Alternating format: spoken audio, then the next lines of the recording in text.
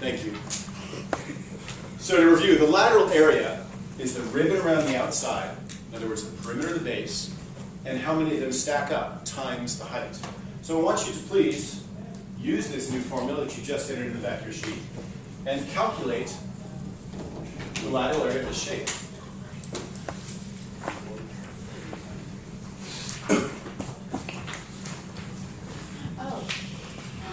And I'll give you a hint. If you always begin these problems by saying, first let's find the perimeter, and let's identify the height, your problem becomes very simple.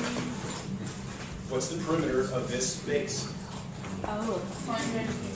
8 plus 6 is 14, and there's two sets of that, so 28.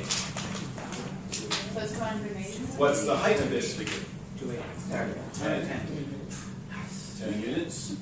So our lateral area is going to be 28 times 10, which is 280 what? Units squared. Now we're talking about area, square units. Now, 5. I feel like I get that really cleanly. 3, it kind of makes sense. 1, I don't get what you're talking about at all. This is out of my area of expertise. Okay, hands down. Mostly 5s, a couple that we'll work with. Let's take it one more step. These are right triangles.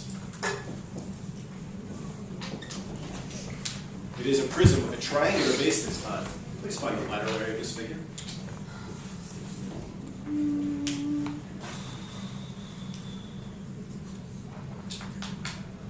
Hold that thought.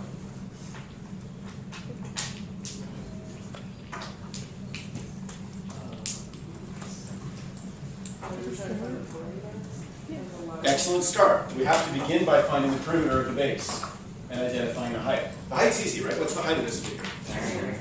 Okay. Perimeter of the base is not quite as easy. We know it's going to be 3 plus 4. How do you know it was 12? If it's a right triangle with legs of 3 and 4, we know that the hypotenuse is 5. So our perimeter is 3 plus 4 plus 5 is 12 units. Thus our lateral area is simply P times H. 12 times 10 is 120 units squared. Okay, I get it. All you need to do is find the perimeter of the base, multiply times the height. Find the length of the ribbon, and see how many stack up. 5, crystal clear. 3, mostly clear. 1, clear as mud. That's good. Mr. Erling, I have a question. Yes. So, you just find the perimeter around the base, right? We don't do, like, find the perimeter of the other sides, like, for example, like what you did 10 times. Once you find like the blue, all you do is multiply it times the 10. That's it. So for example, let's say we got a more complicated one. What shape is this base? Hexagon. Oh, no, don't draw that. And let's say that I tell you that this side is 5 and the altitude is 20. Assume it's a regular hexagon. Good question. So you have to use like that. Start with the exact same rules. Let's find P, let's find H. How do we find P? 5 and 6. 6 sides, 5 each side. So the perimeter is 30 units. Our height is the perpendicular thing, our altitude carrying us up, 20 units. Our lateral area is going to equal 30 times 20, 600 units squared. Okay, pretty straightforward, right? Now let me make your day. What? SAV04 doesn't use ones this difficult. SAV4 doesn't even use triangles. SAV4 says just rectangular bases. So tonight your homework is very straightforward. 5, I got that homework nailed. 3, I can work towards it. 1, yeah. Okay, good, excellent, we're locked in there. Now, SAV4 takes a little bit more than lateral area. It says not only lateral area, but also surface area. So go back to our house example. Instead of just painting the walls, now I'm a giant, I reach in, I grab my house, rip it off the foundation, and dip it in the can of paint. So I'm painting not only the walls, but the ceiling and the floor.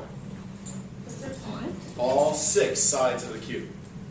surface area, all surfaces. So how will that change for our right rectangular prism? It's my lateral area plus what additional? The area of the base. The area of the bases. Excellent. So our formula for the surface area is simply to take the lateral area that we've already calculated and add on what?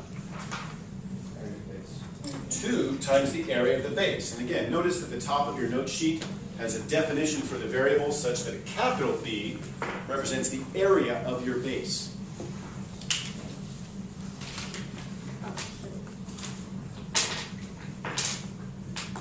You know how I've been asking you to write P and H? It's a very important step that begins this process. I'm now going to add one more piece that you begin with as well. In addition to P and H, you should always find capital B. Capital B is the area of the base. What would that be in this case? 48. 48.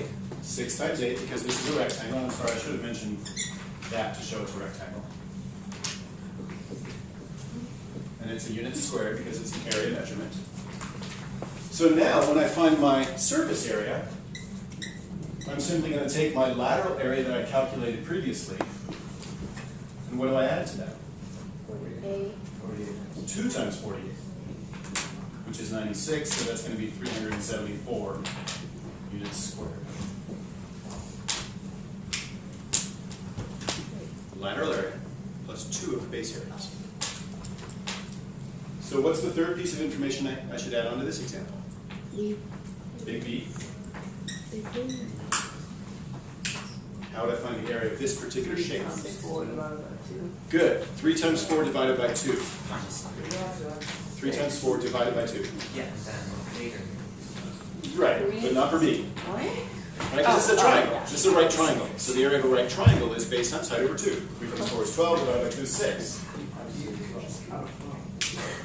Which means my surface area is going to be 120 plus what? Stop the side conversations, please. You're on tape.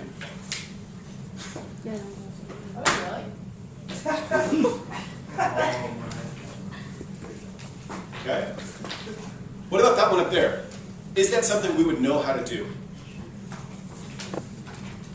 Is that harder than this one to find the surface area? Yeah. Somebody express to me why it's harder. Claire? Find the area of a hexagon, give it only a side length. Is that a skill we did previously? No. It is. Yes, it is. Is it a skill that was easy previously? No. No, it wasn't an easy one.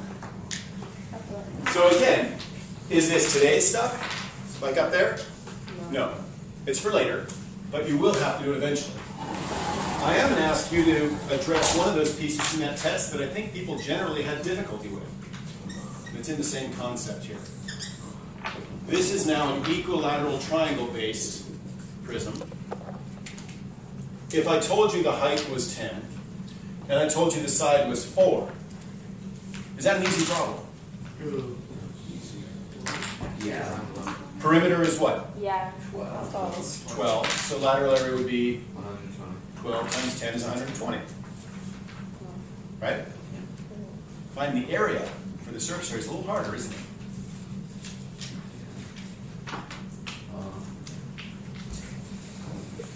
But let me even notch it up a little bit more. I want to find the lateral area. We're not worried about the surface area yet. Of that shape. I'm zooming it in. Okay, cut the tape for a second, please.